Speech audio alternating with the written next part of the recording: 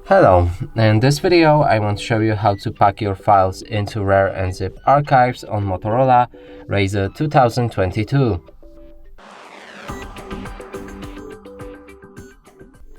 And first we'll need to get the RAR app. We've shown you previously on how to do it.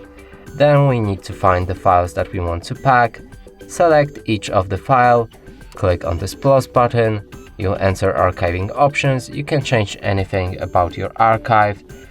I'm just gonna go with the different names because there's lots of settings and it doesn't need to, don't need to change them to make a simple file. Click on OK, and that way you'll create your RAR file. And that's it for this video. Hope you like it. Please consider subscribing to our channel, leave a like and a comment below.